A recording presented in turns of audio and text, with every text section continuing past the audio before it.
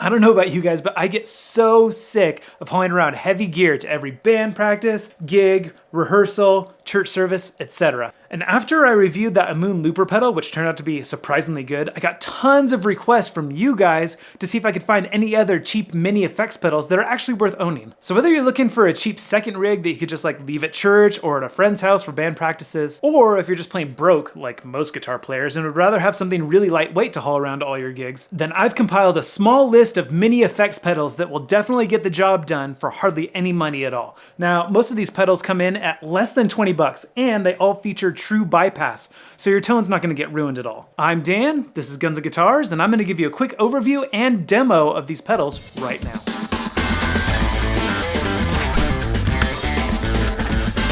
Now, for the sake of time, I'm just gonna be doing a brief overview of each one of these pedals. But don't worry, I'm gonna be doing a full unboxing and in-depth review of each one of these pedals individually over the next few weeks. So be sure to hit the subscribe button if you wanna see those. Also, I've put some links in the description where you can find the best deals on these pedals right now. Okay, first up, we have the most important pedal that any gigging guitar player should own. A tuner pedal. This Rowin tuner pedal comes in at only 18 bucks. It has a huge bright LED display that's easy to see on both dark indoor stages and bright outdoor stages. When it's activated, it mutes your guitar signal so you can tune quietly, and when it's deactivated, it features true bypass, so it doesn't affect your tone at all. It's a chromatic tuner that works for both guitar and bass, and while it may not be quite as sensitive as some of the more expensive tuners, the pitch is definitely spot on. And what else is there to say? It's an $18 true bypass tuner pedal. It works awesome. And next, we have the next most important type of pedal that any guitar or bass player should have, a compressor pedal.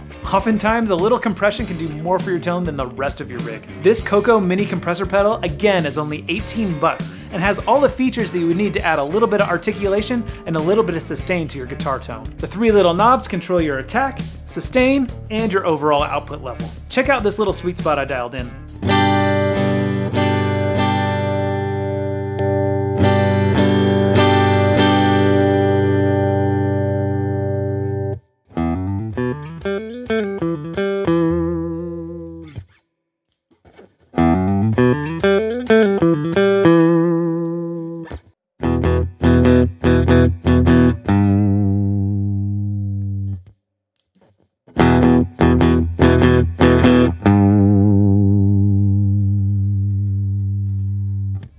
As you can see on that setting, it's great for adding just a little bit of articulation, a little bit of sustain, and boosting your overall level just a tad. Now, I personally always play with compression, whether I'm playing guitar or bass, because it totally covers up my sloppy playing. And when I'm playing guitar, I sometimes even use it just as a clean boost to kick my tube amp into overdrive. Now, if you don't have a tube amp and you want some of that natural overdriven tone, here's a little pedal I found that actually crunches pretty good. This Kokko mini overdrive pedal, the FOD3 or FOD3, I don't know how you pronounce it, it's actually pretty good. Check this out.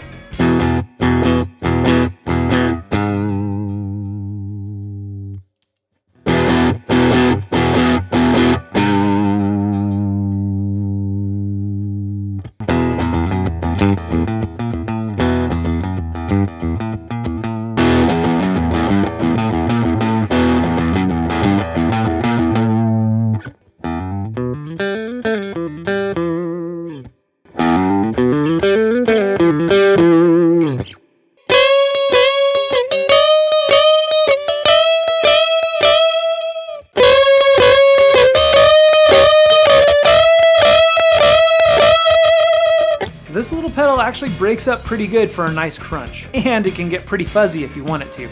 I'll demo some more settings for you in the full review. Again, this thing's only 18 bucks. And here we have the most expensive pedal on the list today. This EX T-Cube Series Reverb will set you back a whopping 31 bucks. I know you're probably gonna have to take a second mortgage on your house to finance this thing, but I totally think it's worth it. Here's why, check this out. Without reverb,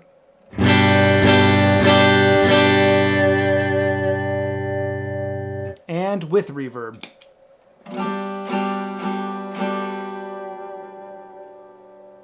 You hear that?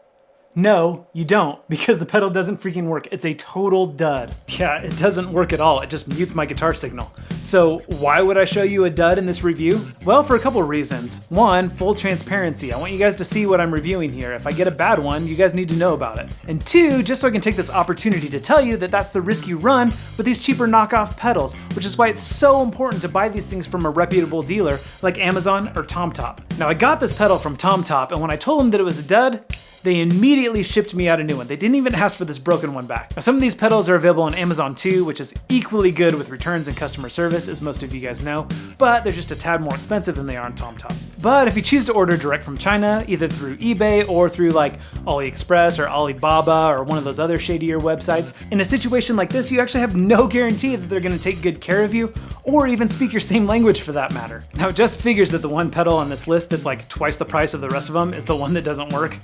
Oh well, 1 out of 5 ain't bad. I'd roll the dice with those odds. However, I was really excited to review that pedal, so as soon as that replacement comes in, I'm definitely going to be uploading a full review. Okay, now moving on to our last pedal. This pedal is actually the same brand and series as the Reverb pedal. It's the T-Cube series AD6 analog delay. This is the next most expensive pedal at 25 bucks, but that's actually a really good deal for a real analog delay pedal. That's just a basic bare bones analog delay pedal with just 4 controls. It's got your overall output level, your mix, your repeats, and your time, which is how slow or fast it's repeating.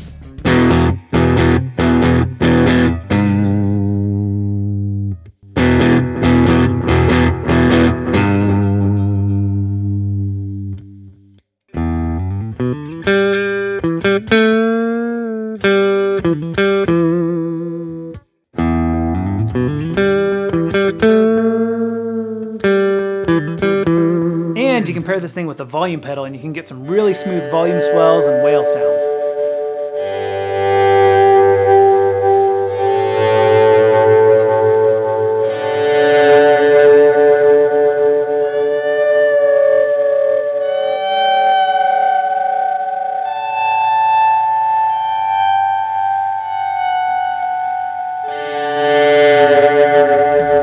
You know, the kind of stuff that you play when your pastor's wrapping up a sermon and your keys player is still asleep in the green room. Anyway, not bad for 25 bucks.